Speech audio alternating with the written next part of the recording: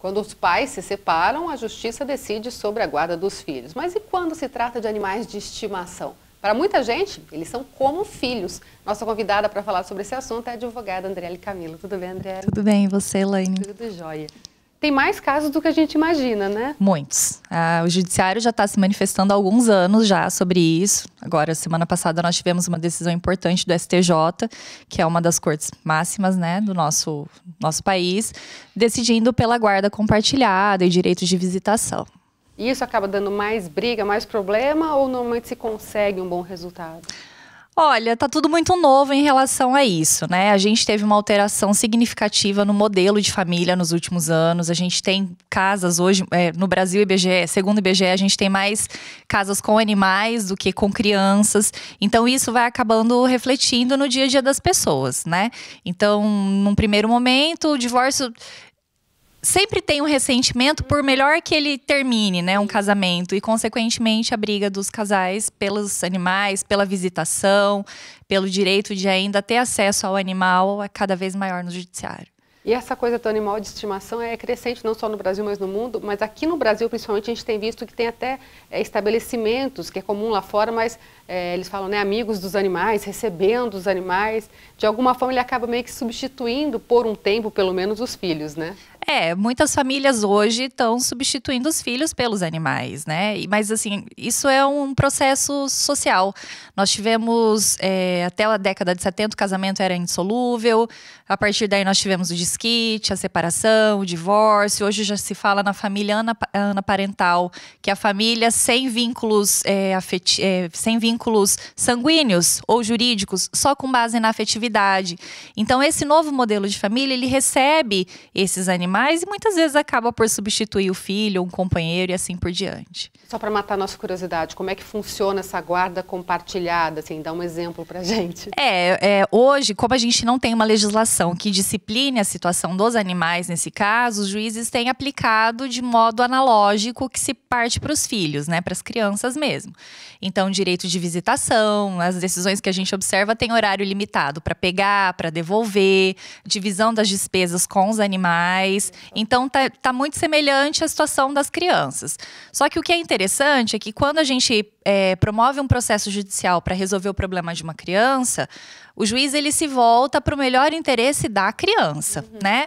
Com os animais, não. Os animais, as decisões que a gente observa não é para o interesse do animal, mas sim para a dignidade, a afetividade dos humanos que dependem emocionalmente daquele animal e que querem estar com ele. Então, a gente tem uma distinção em relação ao polo, ao olhar do judiciário, que está sendo sensível, inclusive admitindo que essas discussões se deem na vara de família e não na vara cível, como seria para o caso de um bem. Olha que interessante, né? Quer dizer, quem tá bem nessa história é o bichinho, né? Porque, né, gente brigando para querer ficar com ele é melhor, né, do que abandono e assim por diante. E existem casos em que se quer ficar com o animal por conta de tirar proveito financeiro, por exemplo, tem uma fêmea que quer colocar para ter filhotes, acontecem casos assim. Aí a gente já entra em questões contratuais, né? A gente tem, por exemplo, hoje a gente, quando o machinho procria com a fêmea, como vai ser a divisão das crias, então tem problemas contratuais envolvendo o animal, mas há muito já se percebe que os animais eles não são adquiridos só para fins financeiros, né?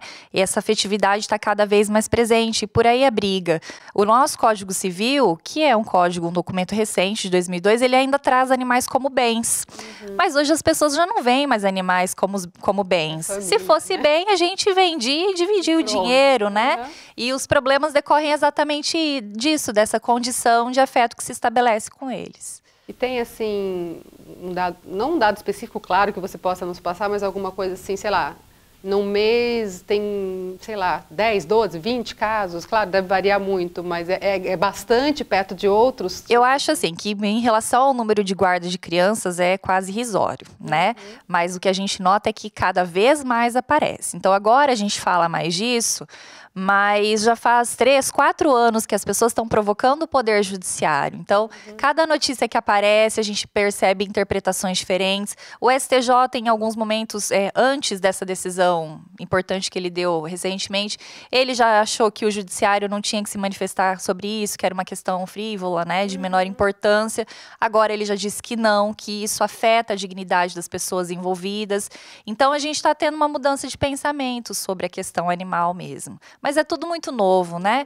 Até muito recentemente a gente pensava em animal como bem. Agora a gente já fala de seres com consciência, com sentimentos, apesar da irracionalidade. Então, nunca haverá equiparação de um animal com o ser humano, né?